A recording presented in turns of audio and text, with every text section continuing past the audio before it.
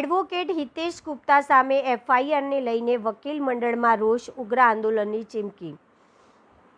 Senior ધારાશાસ્ત્રી Hitesh Gupta તેમના પત્ની અને જુનિયર સામે સંખેડા પોલીસ સ્ટેશનમાં નોંધાયેલા એફઆઈઆરને લઈને વડોદરા વકીલ મંડળમાં ભારે રોષ જોવા મળી રહ્યો છે। એફઆઈઆરના વિરોધમાં વકીલ મંડળના પ્રતિનિધિઓ તેમજ ગુજરાત બાર કાઉન્સિલના સભ્યોએ વિરોધ પ્રદર્શન કરી પોલીસ કાર્યવાહી સામે સવાલો ઉઠાવ્યા હતા।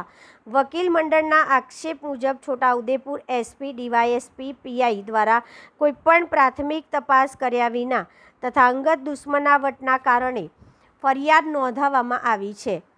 વકીલોનો વધુમાં આક્ષેપ છે કે હિતેશ ગુપ્તાને હેરાન કરવા ઉપરાંત તેમના પરિવારને પણ પરેશાન કરવાના હેતુથી તેમની પત્નીનું નામ ફરિયાદમાં સામેલ કરવામાં આવ્યું છે। આ મામલે વકીલ મંડળ અને બાર કાઉન્સિલના પ્રતિનિધિઓએ પોલીસ તંત્ર સામે નારાજગી વ્યક્ત કરી હતી। બાર કાઉન્સિલના સભ્યો અને ટ્રેઝરરે ચેતવણી આપતા જણાવ્યું હતું કે જો વકીલો સામે આવી કાર્યવાહી બંધ નહીં કરવામાં આવે તો સમગ્ર ગુજરાતમાં ઉગ્ર આંદોલન કરવામાં આવશે। વકીલ મંડળે સ્પષ્ટ કર્યું હતું કે પોતાના સાથી વકીલના સમર્થનમાં તેઓ મક્કમતાથી ઊભા રહેશે। જરૂર પડશે તો કોર્ટની કામગીરીથી દૂર રહેવા સહિતના આંદોલનાત્મક પગલાં ભરવાની ચીમકી પણ આપવામાં આવી છે। હવે આ સમગ્ર મામલે પોલીસ તંત્ર તરફથી શું કાર્યવાહી કરવામાં આવે છે અને વકીલ મંડળના આક્ષેપો અંગે શું સ્પષ્ટતા કરવામાં આવે છે તેના પર સૌની નજર છે। આ ફરિયાદ જે છે તદ્દન ખોટી છે, ઉપજાવી કાઢેલી છે અને એ કોઈ ષડયંત્રના કારણે કરવામાં આવેલી છે। હિતેશ ગુપ્તા પર જે આક્ષેપો કરેલા છે તદ્દન ખોટા છે। અમે આખું વકીલ મંડળ અને વકીલ મંડળના તમામ હોદ્દેદારો વકીલ હિતેશ ગુપ્તા સાથે છે અને પોલીસે જે પોતાની જે મનમાની કરી છે, તાનાશાહી કરી છે અને ખોટી ફરિયાદ નોંધી છે એ તદ્દન ખોટી છે અને અમે આજે આવેદનપત્ર આપવા જઈએ છીએ। અમારી હડતાલ ચાલુ રહેશે અને અમે પોલીસને પણ જાણ કરી છે કે જે એફઆઈઆર ખોટી ફાળેલી છે પરત ખેંચે, નહીં તો અમારા અચોક્કસ મુદતના આંદોલન કાયમ ચાલુ રહેશે જ્યાં સુધી આ ફરિયાદ પાછી નહીં ખેંચે ત્યાં સુધી।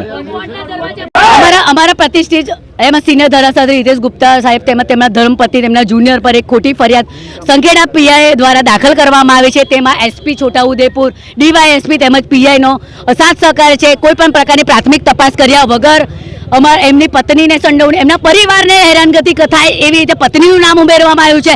તદ્દન ફરિયાદ ખોટી છે।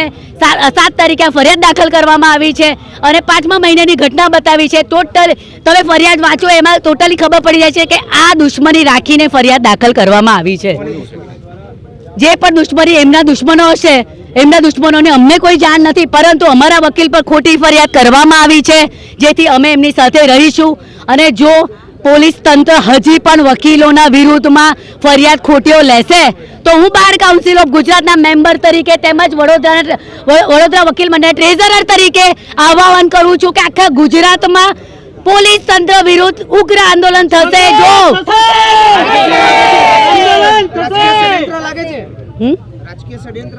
રાજકીય ષડયંત્રની અમને કોઈ જાણ નથી। અમે રાજકીય ષડયંત્રમાં પડવા નથી માંગતા। વડોદરા વકીલ મંડળ ફક્ત વકીલ જોડે છે, એમની જોડે ખોટું થશે તો અમે વકીલો સાથે રહીશું અને વકીલોની પડખે રહીશું અને ઉગ્ર આંદોલન કરીશું। આશિષ જોશીનો કેસ લડ્યા બાદ આ હિતેશ ગુપ્તા પર ફરિયાદ કરવામાં આવી છે એવું આશિષ જોશીનો કેસ લડવાનો તમામને અધિકાર છે। હું પણ કેસ લડી શકું છું, એનો મતલબ એવું નથી કે હું કોંગ્રેસમાં જતી રહી કે હું ભાજપમાં જતી રહી, પરંતુ જો એના આશિષ જોશીના કેસને ધ્યાને રાખીને જો અમારા વકીલ પર ખોટી ફરિયાદ કરવામાં આવી હશે તો વડોદરા વકીલ મંડળ ચૂપ નહીં રહે અને ઉગ્ર આંદોલન પોલીસ વિરુદ્ધ કરશે। કોર્ટના દરવાજા બંધ થઈ જશે, એમના જાપ્તા અંદર નહીં આવવા દઈએ અમે।